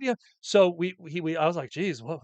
And I loved it. It was actually very good. You get these little mini burgers, like you get 4 in one shot. And you know what I love too? And it's the little things. Like the burgers come in like a fry cup, and the fries obviously come in a fry cup. And each fry cup and burger has like some kind of, like, I don't want to say like a fortune, but like has something written on the bottom. So there's all these like little, memos and little quotes and everything. And at the time, this is common now in Canada, but back then, unlimited refills on soda. Really? Like, I could just keep refilling the soda? Now it's common. Now it's all over the place in Canada. But back then, what? I could just keep refilling that high C forever? America. So, but needless to say, yeah, I did go to White Castle. It was pretty awesome, and I'd do it again. You can pick up White Castle in Canada, but frozen, like the little burgers, and they're pretty awesome. So let's talk about toys that we picked up. I know people want to hear about toys. So I picked up quite a few things, some Aaron Archer related stuff. So I went to a gigantic estate sale, and then half of that estate sale was also like an antique store. So me and the loved one, we went, so much cool stuff there. Some of it priced really well, some of it priced like these people knew what they were. I always say, if it's something that you could read the label, like if it's like a comic book or a video game, they could look on eBay and they could check the value. But when it's loose toys, they look at it and they go, "Orange robot? What's this logo mean?" $2. Let's just get it out of here. It's taking space. Loose toys is the only time you could ever truly score. And so I got a bunch of cool stuff. Some wacky 90s stuff. First thing, this is more of the significant other. She loves her Lego, so we got these Lego books. Essentially, she bought them just for the minifigs, $1 each. So, when you think about Lex Luthor, and I guess this is the Ninjago one. So she picked these up, $1 each. Yay, minifigs that are normally like what, $6 each? What's the little blind bags? What do those go for? Like $6, $7? That's all she got aside from ponies. She picked up a few vintage 82, 83 My Little Ponies, but those are upstairs. She has to clean them up and stuff and fix them. Because apparently, like ponies, if they get moisture in them, they could get pony cancer and all that craziness. So, party for all the watchers when one day, my friend. Um, this is a '90s pickup. I got this for I bought it in a lot of stuff. Anyone remember the terrible Flash Gordon cartoon from the '90s? So I've been trying to pick up some of these of the key characters, just because if you could get them for like 50 cents Canadian, which is like nothing American. So obviously it doesn't have the accessories, but like I bought this in a lot of figures together. So picked up this one. This is Flash Gordon, which looks like 90s Justin Timberlake haircut or Aaron Carter. If anyone remembers who Aaron Carter is. Uh, Good old Flash Gordon. There you go. You remember that one. We got this might even be so here we got some Batman stuff here. So this one, I don't know who the original designer was, but this was from the Batman Dark Knight collection. Also was later used for Batman Returns. This I was happy because it's complete because it actually has the backpack that came with it. This was the Tech Shield Batman. I love it just because it's in like fantastic shape and it has the Tech Shield. So essentially, C-clip this, you plug this in, right? Because they repainted every Batman. And then you pull this in the back here and oh, he's got wings. Da-na-na-na-na. So this is when when toys were toys. This is Kenner Batman again, Dark Knight collection, and then it was repainted, not repainted, repackaged into the Batman Returns line. Good old Tech Shield Batman. Everyone loves the Flash Gordon. Good. I'm glad I'm not the only one. I love the intro to that show. Really good music. I'm trying to find some of the other figures, but yeah, so picking up some of those guys. Whenever I see a decent condition, like what a dog didn't eat it, a kid didn't play with it like crazy. If I could get one complete or carded, even because if it's carded, then it's going to be good. Um, if I could always get anything like of those early Kenner stuff in good condition, I'll always pick it up. Just because like literally, you guys can't see it, but on top of my tower here forever, and it'll be here forever. I'll always have my old Iron Winch Batman. It'll always stay on top there since day one. I have a lot of like wacky stuff on top of my tower. Some Crystar, some wrestling, some Ninja Turtles, Mega Man, obviously. Got to go with the namesake. Also picked up, this was all part of that lot. I love there was a PVC company called Applause, and they were responsible for a lot of the very first action figures for a lot of stuff. The very first Marvel action figures, outside of a few Mego things here and there, were done by Applause. They were just PVC figures, but they did Super Mario. The first Super Mario figures in the West were done by Applause. Alvin and the Chipmunks. A lot of different promotional items were done with Applause. And they did a lot of Batman stuff. So here's a 1989 Tim Burton Batman. What's cool about this, it's a suction cup one. So you stick it in on your car, your window, and there's, I'm Batman. I'm the knight. I kill people.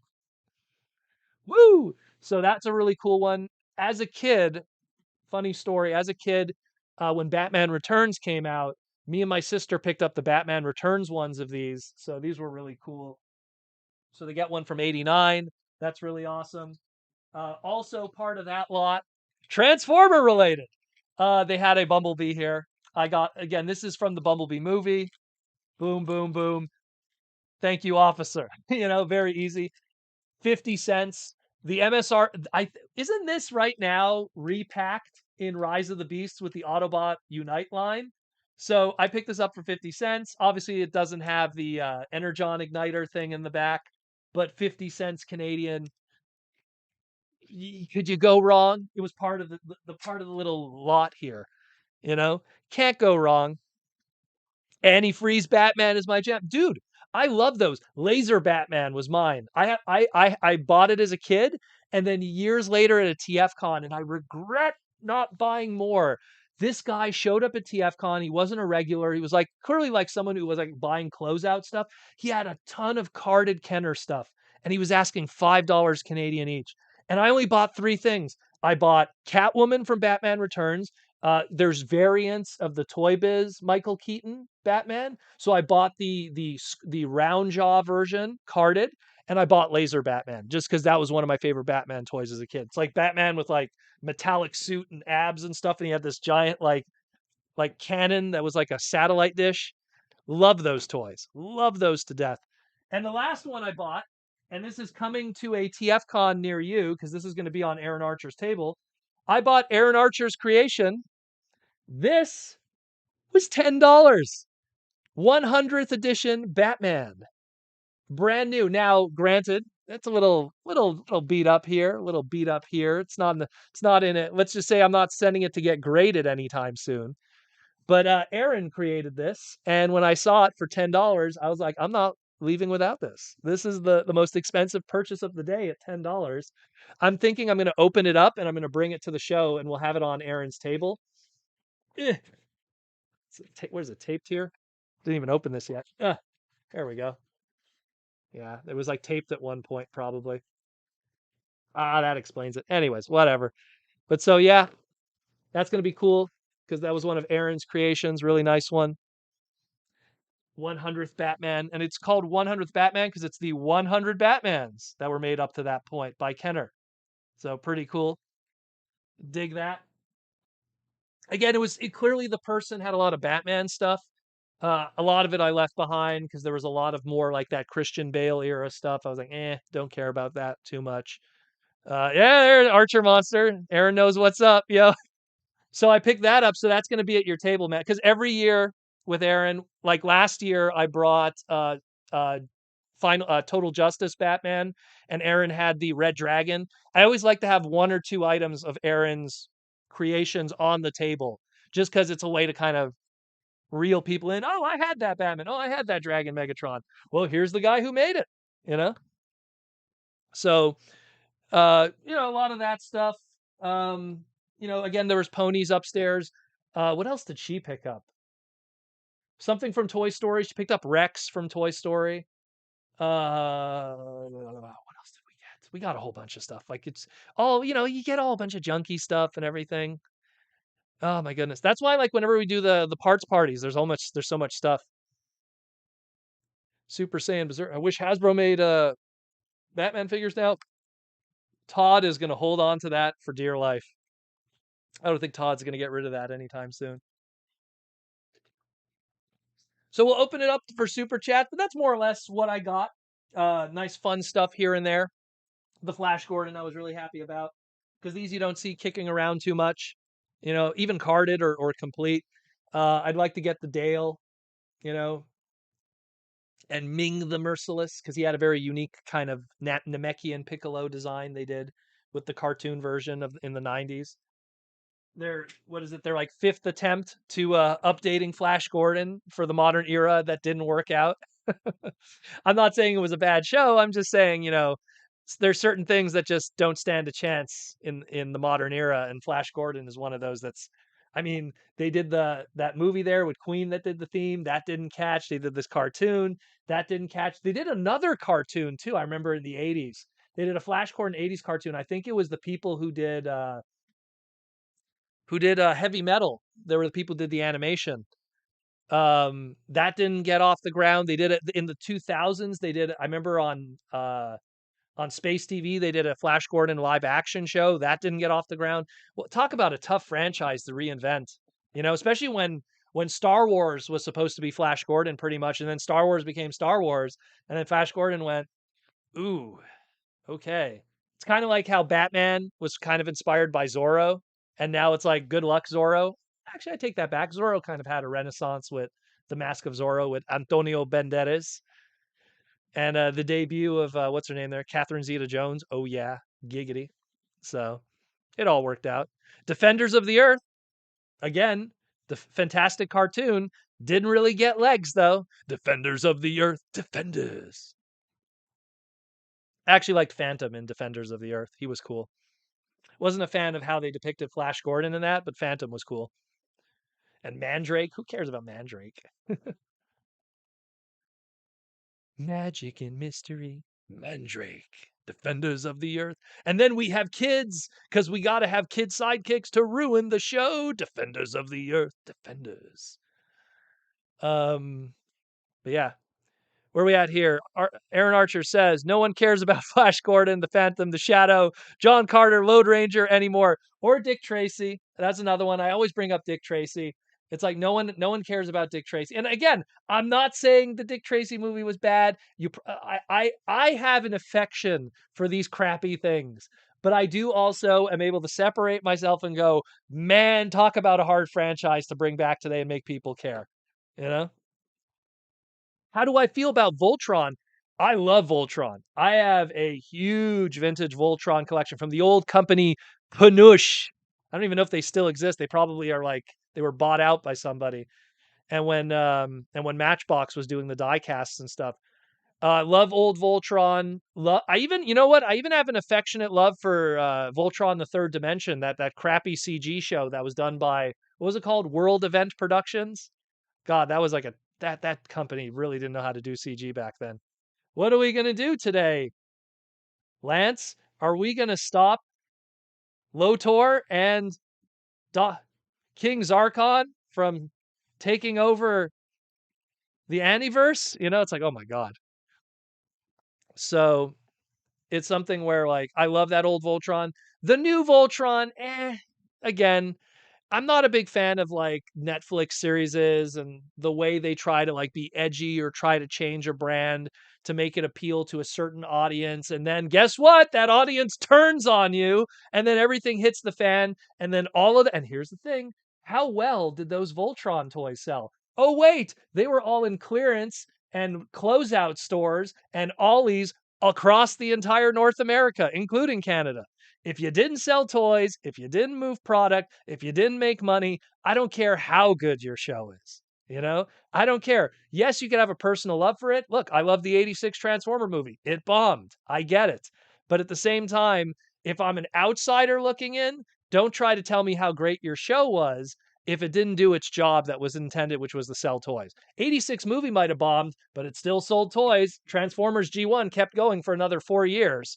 So, you know, Rodimus toys, Ultra Magnus toys, they still sold. If they didn't sell, there wouldn't be any in the secondary market like Action Masters. Or better yet, better example, Pretender shells. You know? Did you like Voltron Legendary Defenders? I like the idea, I like the animation, the execution wasn't good. Toys were good. Toys were good. No one bought the toys because no one liked the show.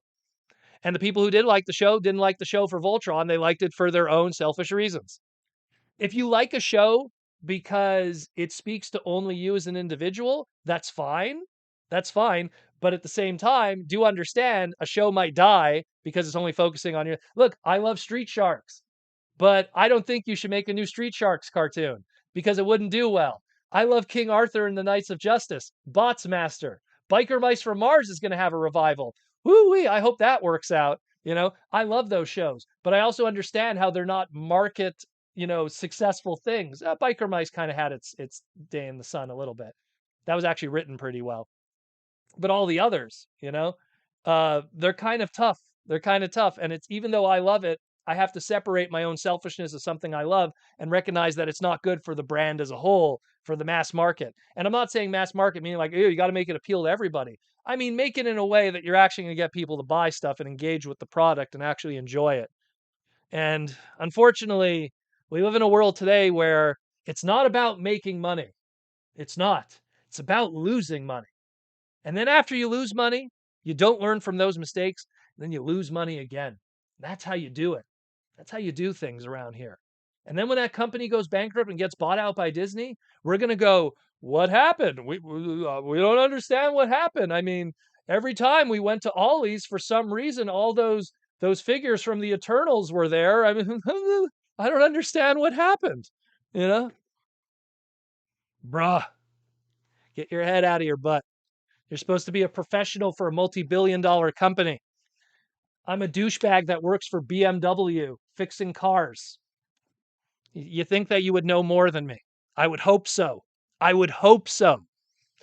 But, if there's one thing I learned, some people I lost the cover for my drink. Oh no. Some people they fail upward. That's how it works. Lance was the hot rod of Voltron. Yes, he was. Yes, he was.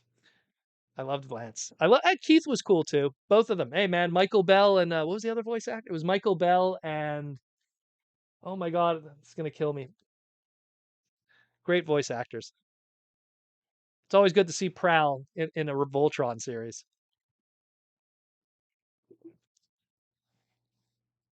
Enjoyed Go Lion. Well, the original was very gory. If you go back and watch the original Voltron in its Japanese version, you're going to be quite surprised at how many people get killed, died, crushed, cut in half. Woo wee. Woo wee. It's going to be a mess. I'm back. What did I miss? Not much, Sarah. Not too much. SWAT Cats, another great show, but did it, the thing is that in the late 80s, early 90s, before kind of like the Pokemon anime boom kind of really ratcheted up, marketing, and I used the triple threat, video game, cartoon, and toy line. It's something where like SWAT Cats, it's like they didn't hit all those things, That could have been a really good toy. Like there was product, but that could have been more toyetic, and they didn't go that route. Yeah. It's a great example. You know, everyone criticizes like let's say Batman Forever, right? And everyone goes, "Oh, Batman Forever, it's not as good as original 89 Batman and Batman Returns." That's true. I agree with you. I think the first two are way better than Batman Forever. But the one good thing Batman and Joel Schumacher did, Batman Forever, was they went toyetic and they sold a lot of toys. They sold a lot of toys. Obviously, Batman and Robin was a mistake, and George Clooney apologized for it. Joel Schumacher, before he passed away, apologized for it. They all did. Um, but at the end of the day, like you got to figure out a way to sell product because that's what's going to be eternal. Those movies, yeah, they'll exist on streaming services and they'll get passed around like hot potato and then disappear because all of a sudden it's behind paywalls that you'll never be able to get to. But, toys, product, t-shirts, comic books, the licensing of it, I mean, that's the stuff that really makes something last forever. You look at something like a Crystar or even like Inhumanoids or what's another great one? Centaurions. Like all of these toy lines, you remember them more as a toy line and less of a cartoon, even though the cartoon was supposed to be the big moving product of it. Harvey Birdman. Enjoy Harvey Birdman. That's some good stuff. I have a Birdman figure. I bought the 2-pack with Avenger many years ago. Love it. Uh How much do I know about that Unicronian energy? Asks Sputmus Prime. I know quite a bit because I had to write a little bit about it. Energy inside Unicron that was first dispersed when Unicron exploded in the 86 movie. And then it spread around the universe and then attached itself to different things based on which continuity you're basing it off of. I'm going off of G1 Japan, which is the G1 continuity going into Beast Wars and Beast Wars 2nd and Beast Wars Neo. And again, I don't want to spoil too much because even though it's a 25-year-old series, there's still people that haven't watched it because of accessibility. But go check out Beast Wars 2nd and Beast Wars Neo. I believe they were translated by, what's the name of that crew? But they're an awesome crew. It's out there. Go check a torrent. Transformer Slag Podcast does not support the use and or distribution of torrents and illegal activity. Please buy all your material through official capacities in any way, shape, or form. But if you can't, because they refuse, go get a torrent. By any means necessary. Abraham, Proto, do you think... One sec, hold on. I have to close all this stuff here too. Got all this crazy stuff going on. There we go. Protoman, do you think Car Robot, I think you mean Car Robots, I guess. Do you think Car Robots is connected to Beast Wars 2nd Neo in the way Beast Wars was connected to G1? Car Robots is connected to Generation 1's continuity. It happened in the year 2000. If you read the Transformers manga, which I am not going to reach for right now, Transformers Battle of the Stars, Battle of the Stargates. What was it? It was the one that was done by Naoto-san. Where is it? Ah, there it is. One second. Let me grab it. Let me grab it. Battle of Stargates, excuse me, by Naoto-san. Naoto-san, super talented guy. Met him quite a few times at past BotCons. This story happens at the tail end of 1985 in that continuity of Earth, a Generation 1 cartoon. And then all the Autobots and Decepticons get lost in space for a couple years. The year 2000 happens. Car Robots happens in the year 2000. Space gates open, Gigatron, Fire Convoy, Super Fire Convoy, all of that stuff. Brave Maximus. That story happens. That ends. They go back to Cybertron, intergalactic travel and stuff. 80s Scramble City 86 movie happens afterwards. So Car Robots is connected to that continuity, just not in the way that you think, perhaps. Let's just say. How much time we got? We got 10 minutes left. 10 minutes left. What do we got here? I want to make sure I didn't miss any questions. If you asked any YouTube member questions, any of the green names, just re-ask them. Sometimes I miss them because everything gets pushed up. Everything gets pushed up. Everything disappears ever so quickly. Good chat tonight. I apologize if we kind of go off the rails sometimes when it comes to when it comes to non-toy related stuff, but I always want people to have a good life, you know? I always feel that people really, there's a term in wrestling. It's called going into business for yourself. You know, sometimes I feel people too many times they go into business for themselves too much, and it screws with their mind and it messes them up, you know? You were not aware of that. Yeah, that's it more or less. The Kiss Play book. Let me grab that one for you too. They were the one who kind of. Where's the Kiss Play one? Kiss Play. Kiss Play. There was 2 Kiss Play mangas. There was episode 0, which was sold at Wonder Festival. This has never been scanned online. Sorry, TF Wiki. You'll have to ask me another time. And then there's the, I'm not going to show the other side because then I might get flagged, but then there's the actual, maybe just for a second. Oh, damn. Okay. The other Kiss Play manga. But what's good about the Kiss Play manga was at the back of it, Sakamoto-san and Yuki Ashima wrote a definitive timeline of Generation 1 history.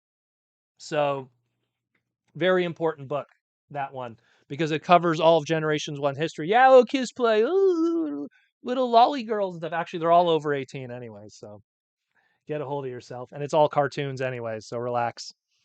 Call the police! It's like someone's knocking at my door right now. What's that meme there where the police knock down the door? So yeah, this if you pick this up, it has the definitive timeline to Generation 1 in here, and Car Robots is in there, along with Beast Wars Neo and stuff. If I could actually, you could barely see it because it's written so small. It's all in Japanese, obviously. But yeah, you take your phone, put Google Translate on that. You'll get it all. Mayoral Fabrication, what is your opinion on the Shin Godzilla Combiner? I have one opinion on that. One opinion that of something that I would have changed. So when you look at the Shin Godzilla Combiner, you have Godzilla. Again, important part of Japanese SF, aka science fiction. That's what they like to use the term, SF. Japanese SF, science fiction. You got Kamen Rider, again, quintessential SF, science fiction. You got what's it called? You got who am I forgetting there? Because I'm going to leave the Evangelion, the Unit 1 out. Ultraman. Ultraman, quintessential SF. I don't think it should have been Ava there. I think it should have been the original Gundam, the RX-78, because to me, that's the first real robot. Either the original Gundam or Mazinger Z. One or the other. I don't think Ava should be there. Obviously, I understand why Ava is there. It's a contractual reason with Bandai and all that stuff, and that's why Ava is there because other companies have the rights to those other ones I just mentioned. But I would have preferred if it was the Gundam or if it was Mazinger Z instead of it being Ava. Ava is the one that sticks out because you have all these things that were like, oh, here's Ultraman, the 1960s. Here's Godzilla, the 1950s. Here's Kamen Rider, the late 60s into the 70s. Here's Ava, 1995, you know? Okay, Ano-san. I don't know how you snuck in there, but sure. That's my only negative criticism, but otherwise I think it's cool. It's a giant transforming combining robot. I can't complain about that. Uh Mikey and Louie comics are awesome. Would love to see a whole series of Marvel comics to watch. Damn right. So Power Glide was the first Kiss player. Yeah, you'd probably be right.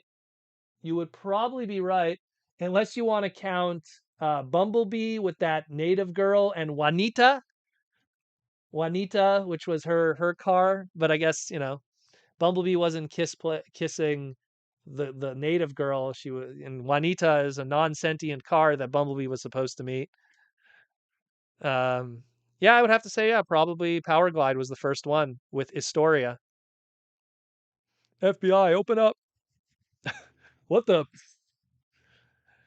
Um, you gotta love the waifus. Even if you have a waifu, you still gotta love the waifus. That's a true anime person. Abraham, not sure why Ava is there. Yeah, see again, like I understand why Ava's there from a business standpoint, but I don't think Ava should be there. I think it should be something a little more of the mecha side, a little more older.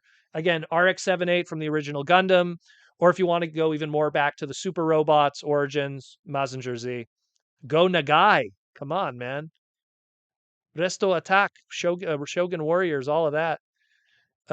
Mikey and Louie Proto, where is our Godzilla King Kong Transformers crossover? Well, now that IDW is kind of dead and IDW was doing the Godzilla comics, good luck with that happening. If the Godzilla comics land in the same place where the Transformer comics are, we might have a chance. But any chance that we had was lost. They should have done it back then. I think Boom Studios getting the Godzilla stuff. Don't quote me on it. Me and Matt Frank, we talk, and he did Kaiju Fest recently, and I think something was mentioned, but I barely remember it. Barely remember it. It was literally like last week or the week before that. Sarah, some guy in YouTube is making animated series between Beast Wars and Beast Machines and how Megatron takes power of Cybertron. Did you hear about that? No, I did not.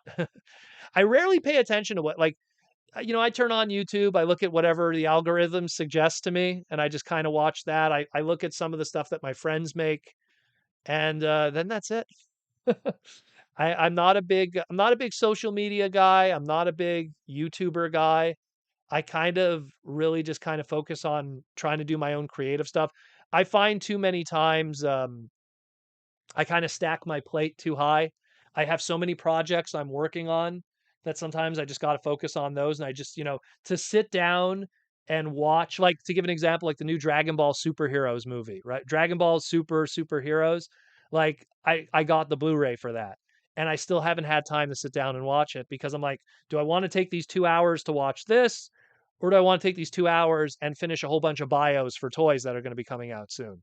So better to do the work first that'll be internal forever, as opposed to watch a Piccolo story with Pan and Super Saiyans, and so I'll have plenty of time for that later. Uh, IDW is dead. More like Terminate. Yeah, IDW did it to themselves. That's all I'm gonna say. I appreciate all the opportunities that I was given to work within that company. Um, but there was a lot of weird financial decisions. And it's a shame because it's always good to have something outside of the big two of the Marvels and the DCs. But the comic book industry is in a weird place right now, unfortunately. And when you don't see IDW on Free Comic Book Day anymore, when you don't see, like, let's say, New England Press on Free Comic Book Day, when you don't see some of your smaller indie presses on Free Comic Book Day, you kind of go, "Ooh, they kind of fell off the map," which is a shame. Sarah says, I prefer a combiner with Astro Boy. That'd be a good one, too. Astro Boy, Gundam, Showa era Godzilla, Mazinger, and Doraemon. I don't know about Doraemon. Doraemon's a robot, but yeah, I don't know about Doraemon being part of that. No, it's just when I look at the Shin Godzilla, I think Ava shouldn't be there. Ava feels weird. Ava Evangelion survived on waifus, and I'll stand by that. I'll stand by that forever. They serve like I guarantee they sold more PVC action figures, and I'm not gonna hate because I mean I got some from Gyro Zetter, you know what I mean? But they sold. Let me move my Prima figure. You know, some booby girl figures, but they sold more Asukas and Rei Ayanamis than they sold any robot figures. For every Unit 1, Unit 2, Angel figures, anything from Ava robot wise or villain wise that they sold 100 Asuka figures, 100 Rei figures. Literally type Evangelion Asuka collection, and you'll just see guys that just collect Asuka figures, and you're gonna be like, where were all of these figures in the show? And it'd be like, here's Asuka in a bunny suit. Here's Asuka as a sexy librarian. Here's Asuka in 3 different bathing suits. Here's Asuka this, and more power to you. I have no problem with that buying, sexy girl, action figures. But, you know, where's the actual focus of the show in that material? You know? Imagine if Transformers came out and it wasn't the robot toys that sold well, but like sexy action figures of Carly, you know? Like imagine if like it just like lost direction. That's kind of what it is. Although, maybe we need a sexy action figure of Carly. I don't know. Maybe we need something like that. What's the Bishojo line? They started doing Transformer ones. Maybe we'll get a Carly at some point. Good old Japan. They're always based. Love them to death. The guy on TRDQ want to change one of my 20 red dragons for a Bakhan Striker. Is it a good business? I have no idea what any of that is. So the guy at TRDQ, no idea what that is, want to change one of my 20 red dragons wants to trade, I think you want to say. Trade for one Bakhan Striker. Is that good? Hey man, if you could get a Bakhan Striker and all you have to do is give a retail product, sure. But I'll tell you this right now, one day we're going to get a really good Striker figure that's probably way better than that Bakhan one. So keep that in mind. Keep that in mind. Maybe I should have had a Toku giant robot instead. As in Giant Robo? I love Giant Robo. I love the 90s OVA. That was really good. That's like a classic, that one. Are we all? Oh man, we're already past 2 hours? Guys, we're done. We're done tonight. I apologize, but we are done tonight. We are past the 2-hour mark of ranting and raving about giant robots, plastic, and questionable material. Oh no! It's kiss play. It's kiss play. Gotta stop that kiss play. I love it when people go, "Ooh, kiss play's the worst thing ever." It's like, have you ever seen Animorphs? Animorphs actually like practically destroyed Beast Wars. So kiss play didn't hurt nobody. If anything, it was just a good old time, and it gave us more alternator molds. Gave us an amazing Rodimus mold. Gave us the return of the Eggbots. Gave us some brand new repaints of the cassettes. Gave us a consecutive perfect G1 continuity listing. I think Kissplay did a lot better than you think. Quit being a baby. But that's all we're going to talk about today. Thank you again, everyone, for the love and support. Thank you for everyone who super chatted today, which always helps with the podcast, helps us keep going with everything. Thanks for everything. Again, if you want to help support the podcast even more so after this, again, go check out that Patreon link down there. You could come join the Patreon. If Patreon is not your thing, there's the YouTube member button. You could hit that join button. You could join as a YouTube member, which are the beautiful green names on the side here, like Abraham, like Sarah, like Princeton Phalanx 59, Joseph Ritter, Ashnud. I'm not missing nobody. Spuntimus Prime. I know I saw Mikey and Louie somewhere before if they're still here. And all the others that I'm just reading whoever just talked recently. So I'm not leaving anyone else on purpose. Again, but join Patreon. That's probably the best way to help the podcast. Otherwise, super chats, anything like that. It always helps. It always helps. I hope you guys are educated and entertained and informed by everything I do here today. It's all about hanging out, enjoying everything. And I can't wait until TFCon Toronto comes up where I'll be able to hang out with all of you guys and do some cool stuff too. We got an exclusive coming for that show coming up. There's going to be a San Diego Comic-Con exclusive coming through Symbiote Studios, so stay tuned for that. There's a lot of cool stuff planned over this summer. It is going to be on fire, my brothers and sisters. On fire. But thank you all. Thank you again, of course, Symbiote Studios and Deceits, and of course Hasbro. Hopefully, we're going to get our big influencer box in the mail soon. That's coming for Rise of the Beast. Hopefully, I want to get it before the movie comes out, at least. So that's going to be coming in the mail soon. The big influencer box for Rise of the Beast with Hasbro. Also in talks right now to have some of the designers on the Transformer Slag podcast. They want to come on and talk. Actually, I just want to just talk about like their history with Transformers. I don't even want to get reveals or secrets and stuff. I just want to talk about how they got into the biz, what do they love about Transformers, who are your inspirations? Like that's what it's going to be. It's going to be a really profound interview when we do it. That's all in talks and stuff like that too. We're going to get to that in the near future. But again, thank you everyone for coming. And like I always say, take care of yourselves, take care of your loved ones, take care of everyone around you, your friends, your family. It's a beautiful world out there with a lot of really, really, really, really, really cool stuff that I can't stress enough.